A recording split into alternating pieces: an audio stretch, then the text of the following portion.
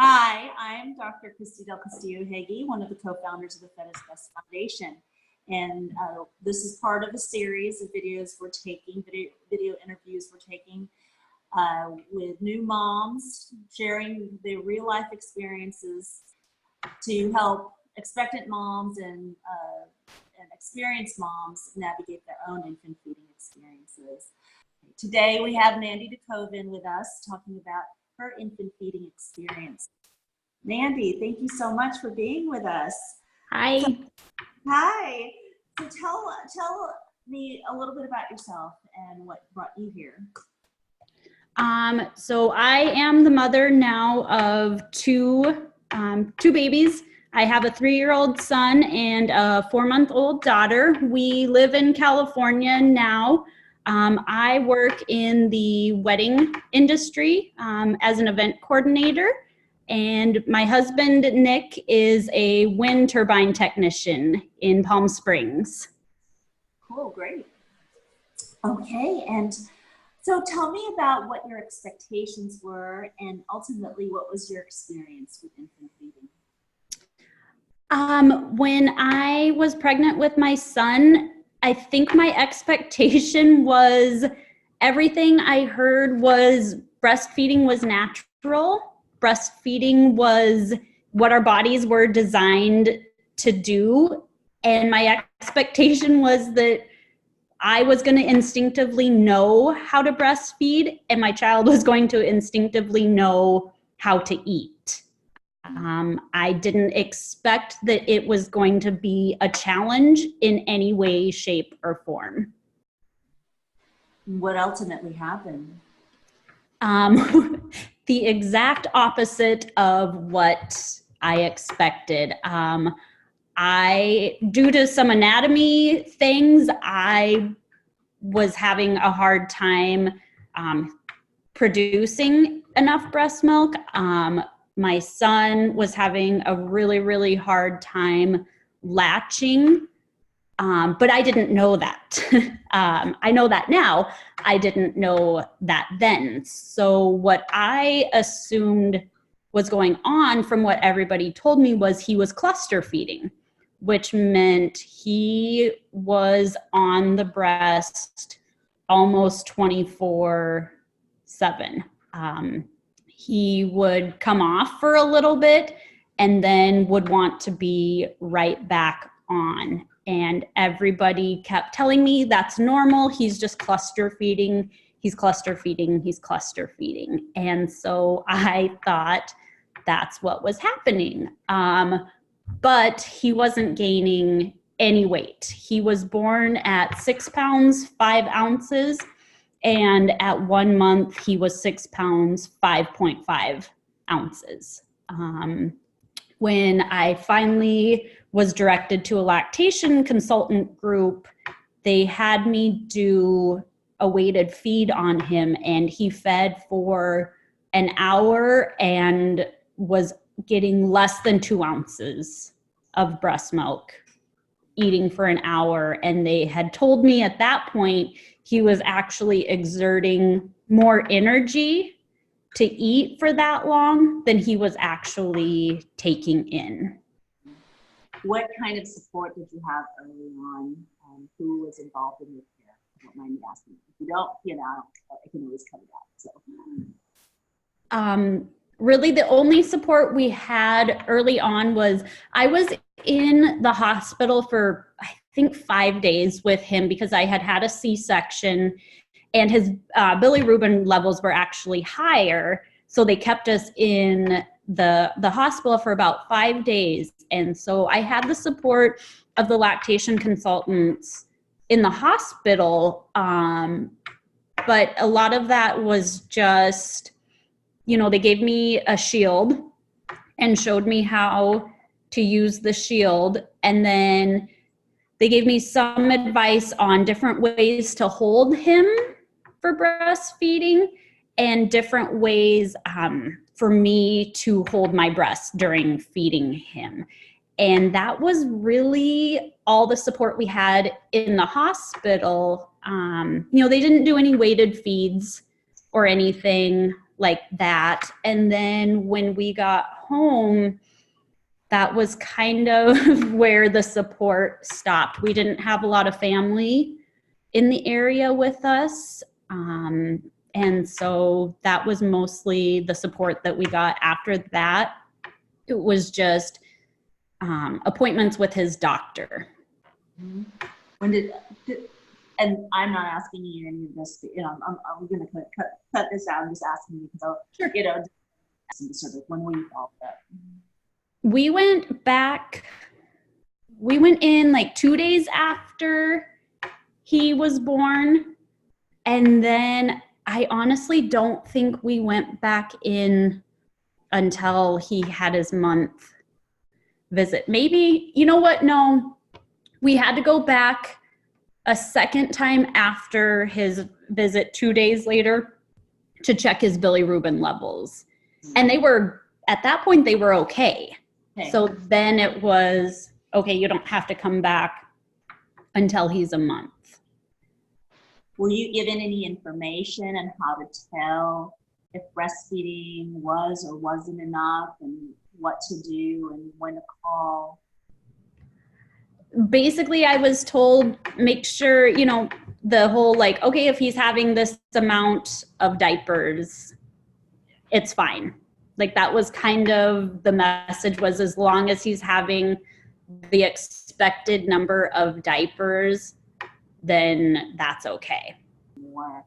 When you discovered what his weight was a month later, how did you feel? What are the things that went through your head?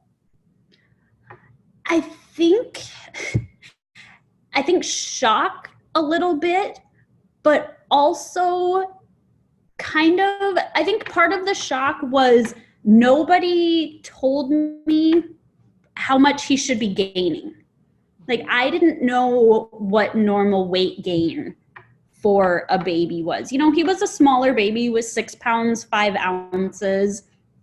And so nobody really, I just wasn't aware of what he should be gaining.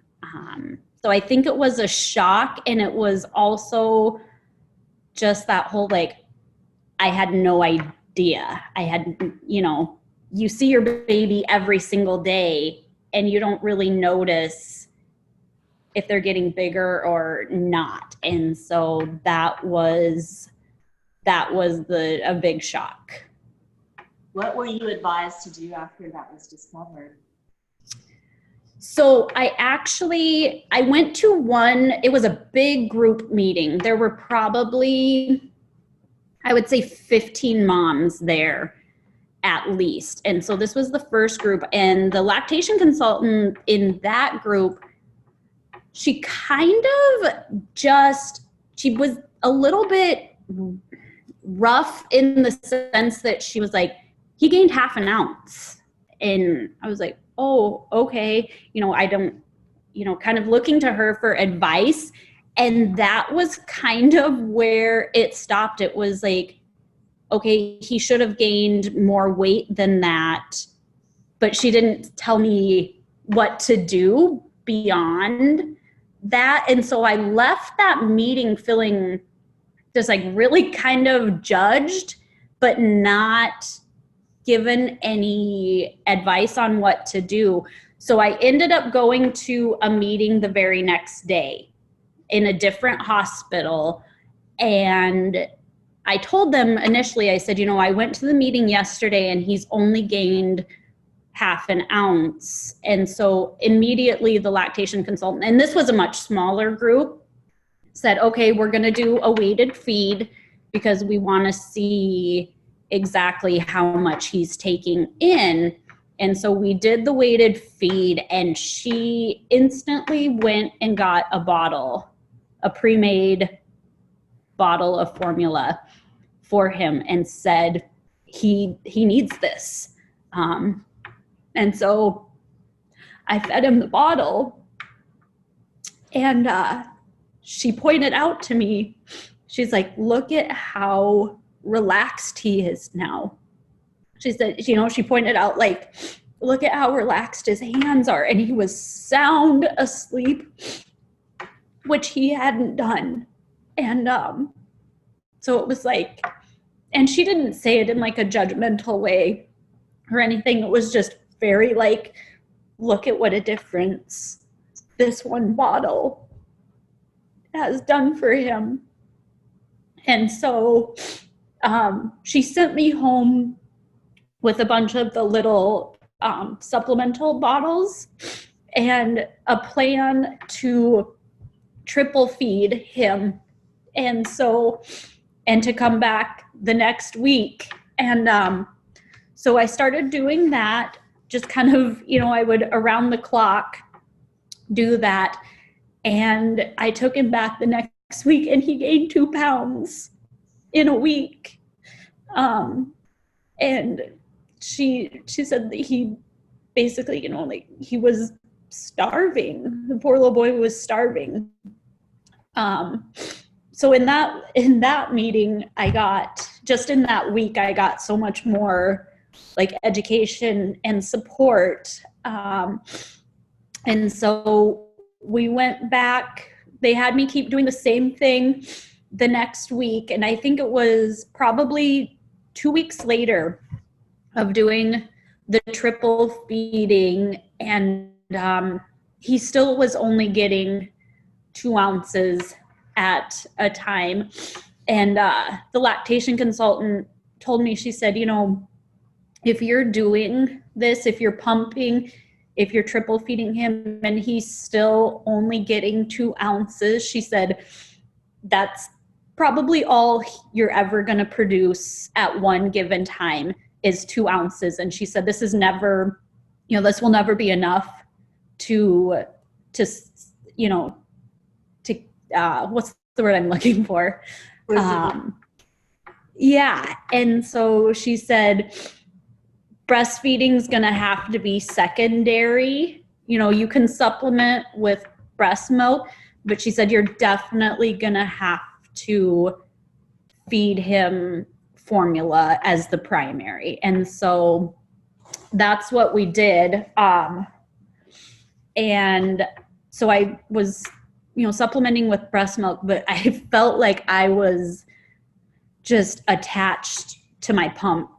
I felt like I was, you know, I just felt like I was holding my pump more than I was ever holding him. And so probably a week or 2 after that, I was on the phone with my mom talking to her about what was going on. And my mom's very intuitive. My mom and I have a really, really great relationship. And my mom finally said, Mandy, that baby needs you to be healthy and sane more than he ever needs breast milk.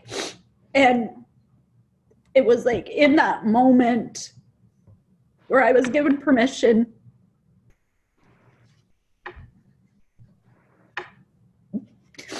that I could just be done and that I didn't need to sacrifice my mental health anymore and I could just be done. And so I had scheduled an appointment. We had an appointment with his doctor for, I think, like the next day or a couple days later.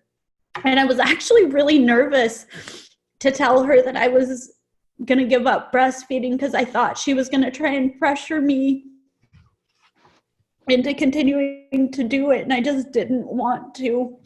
And so I reluctantly told her, I said, you know, I think I'm done trying to breastfeed in any capacity. And she, very different response than what I had expected. She told me, she said, you know, you've tried harder at this than 98% of the moms I've ever worked with. And she said, if it doesn't work, it doesn't work and it's okay. And I just broke down in her office because she was right. Like it was just never gonna work for us. And that was okay. But I needed the permission from people for some reason. What would you tell yourself now that you know what you've been through? What would you tell yourself as a new mom? I think my biggest concern was that I kept hearing about the bonding, that the best way to bond with your baby was through breastfeeding, and I wanted that bond so badly. And I think that what I would tell myself is that our bond has nothing to do with breastfeeding. Absolutely nothing to do with breastfeeding. He and I have an amazing bond. And that's just because I've provided, food for him. It didn't matter where it came from. It just mattered that it came. And so I think that's what I would tell myself, is that our bond has nothing to do with breastfeeding. And one of the other things that I would tell myself, I remember very clearly having images of, it sounds so silly now to think this, but I had this image that he was going to be this overweight, non-productive member of society living in our basement if I formula fed him. And it just sounds ridiculous now, but that's truly was my fear. And I think I would just tell myself that, I mean, you look at him now and he's so incredibly smart, and he's so funny, and he's very social, and he's very healthy. And that also had nothing to do with breastfeeding or formula feeding. And so I think those would be the two things that I would tell myself now. What do you think that health professionals and health educators could do differently to support moms? Where to begin? I think first and foremost is being honest that sometimes breastfeeding just doesn't work. And, every other organ in our body has the potential to fail us. I think they need to be honest with the fact that sometimes that fails too. It's not perfect. Breastfeeding's not perfect. For some people it's easy. For some people it's natural. For some women, they have oversupply. But for some of us, it's not possible. And I think we need to stop leading moms to believe that every mom can breastfeed. Thank you so much. Is there anything else you want to say to the community? Just that, your well-being is important too. If you feel like your mental health and your well-being is suffering because of, if you're trying to breastfeed and you can't do it, and your mental health is suffering, to reach out for support, for people who will support you, and just know that you're valuable as well. A lot of the messages are, as moms, we should just sacrifice everything for our children. And like my mom said, our babies need us to be happy and healthy too. And that's also really important. You're just as important. Thank you. You're welcome. Thank you for being part of this community. Thank you for telling the world and the moms your truth, which is the truth of a lot of moms, and to share with them what the real deal is. And we really need to start talking about what really happens. Thanks.